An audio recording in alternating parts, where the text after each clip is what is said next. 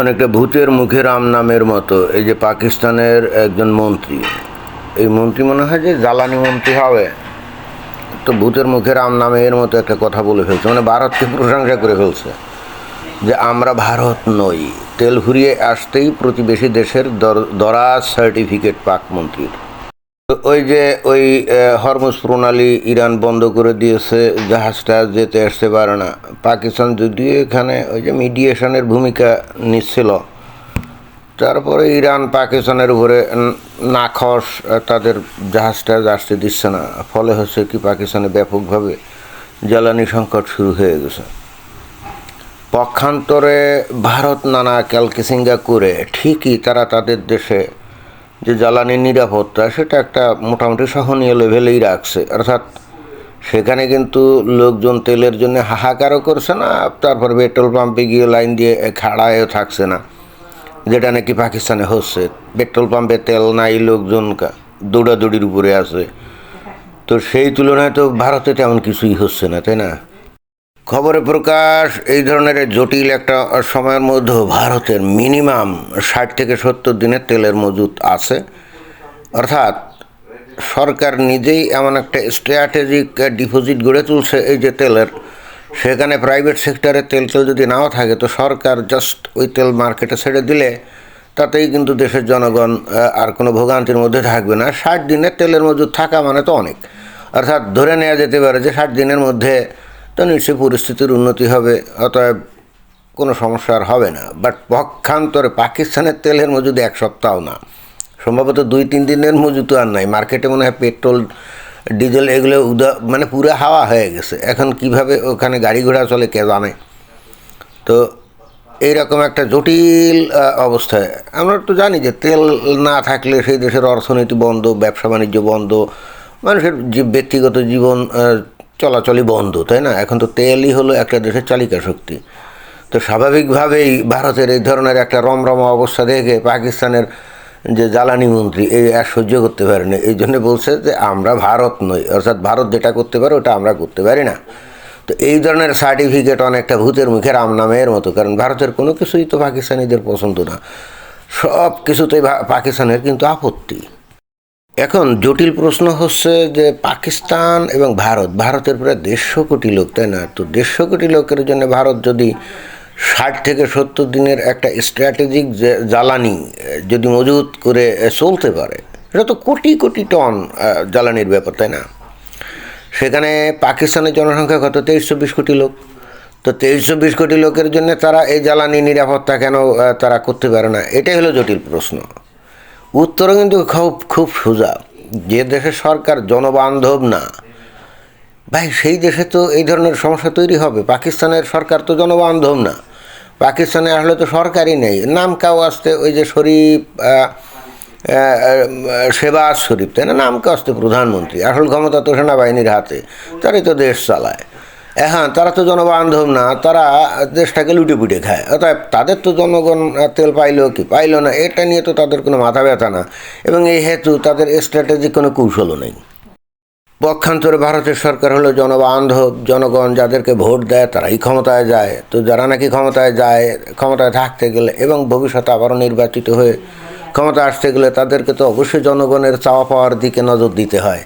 এখন আন্তর্জাতিক পরিস্থিতি যাই হোক না কেন, জনগণকে তো আপনি এটা বলে বুঝ দিতে পারবেন না যে হরমুজ প্রণালী বন্ধ হয়ে গেছিল তাই তোমাদেরকে আমরা তেল দিতে পারতেছি না। না, এই সমস্ত ভোগীযোগী কথা বলে পাবলিককে তো আপনি শান্তি দিতে পারবেন না। পাবলিকের বক্তব্য হলো এরকম ধরনের যুদ্ধ বিগ্রহ পৃথিবীর এখানে ওখানে সেখানে সবসময় লেগে আছে।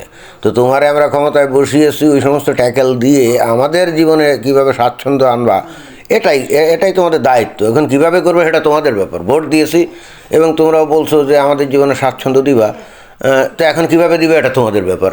আমরা তো এগুলো দেখতে যাব না, তাই না?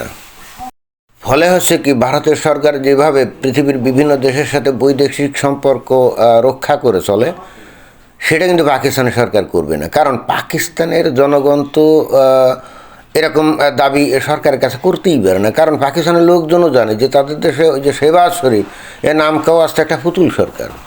আসল ক্ষমতা হলো সেনাবাহিনীর হাতে। আর সেনাবাহিনী কি কারো কাছে জবাবদিহি করে নাকি? সেনাবাহিনীর কাছে গিয়ে কি পাবলিক বলতে পারবে যে তোমরা আমাদের জীবনে স্বাচ্ছন্দ্য বিধান করো, না, সেটা বলার সক্ষমতা নাই এবং সেই ধরনের সামাজিক বৈশিষ্ট্য স্থিতিশীলতা পাকিস্তানের নাই। ফলে হচ্ছে কি, ওখানে যেমন মানে যেমন পরিস্থিতি তেমন কর্ম এরকম।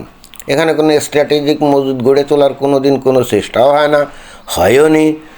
সারাক্ষণ তাদের চেষ্টা কি, ভারতকে উত্ত্যক্ত করা, তাই না? পাকিস্তানে ওই কোথাকার কোন লস্করি তৈবা, জয়েশে মোহাম্মদ, এই সমস্ত জঙ্গি টঙ্গি, তাদের পিছনে পয়সা কড়ি খরচ করে, তাদের প্রশিক্ষণ দিয়ে, অস্ত্রপাতি দিয়ে কখন কাশ্মীর সীমান্ত দিয়ে ভারতে ঢুকে সেখানে গুলিগোল্লা করা যায়, তাদের মূল ধান্দা তো সেইটাই। আবার মাঝখানে যখন ওই যে মোহাম্মদ ইউনূস ক্ষমতায় ছিল, তখন তারা তাদের কর্মকাণ্ড সম্প্রসারিত করেছিল বাংলাদেশেও। আইএসআইয়ের শত শত এজেন্ট ভরে গেছিলো, লস্করে তৈবা, জয়েশে মোহাম্মদের জঙ্গিরা বাংলাদেশে ঢুকে পড়ছিল। এবং পাকিস্তানের নিজেদের দেশের জনগণের জীবনমানের উন্নয়নের কোনো চিন্তাভাবনা নাই।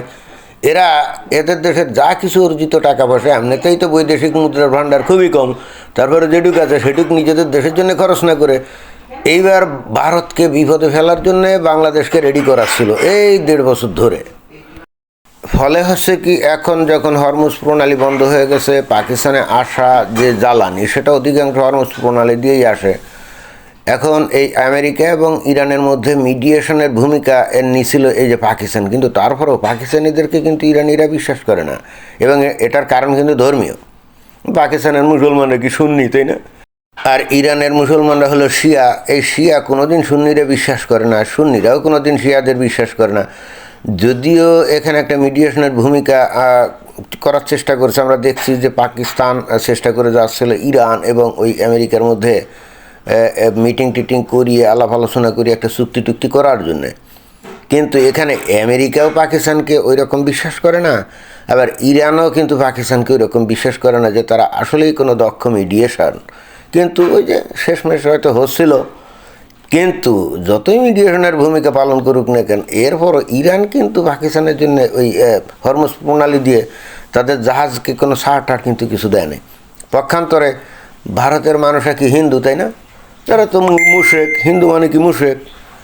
এরপরও এই মুশরিক ভারত এমন পররাষ্ট্রনীতি তারা তৈরি করছে যেখানে মাঝে মাঝে দুই একটা জাহাজের উপরে হামলা টামলা এটা হয়েছে ঠিকই, কিন্তু অধিকাংশ তেলবাহী জাহাজ কিন্তু হরমুজ প্রণালী দিয়ে তারা বের করে আনতে পারছে।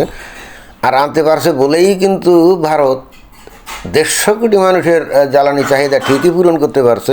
বাট পাকিস্তান তাদের বদজাতি এবং খাসলত, মানে বদজাতি এবং শয়তানির যে খাসলত, ওই কারণে যেহেতু তাদেরকে কেউ বিশ্বাস করে না, তাদেরকে কেউ ছাড় দেয় নাই। ফলাফল তাদের এখন দেশে তেল সংকট, এখন লোকজন কীভাবে কী চলছে কে জানে। বাট সেনাবাহিনীর মনে হয় তেলের অভাব নাই, বাট জনগণের কী হলো এটা তো দেখার তাদের টাইম নেই, তাই না? তো এটাই ছিল বক্তব্য। ধন্যবাদ।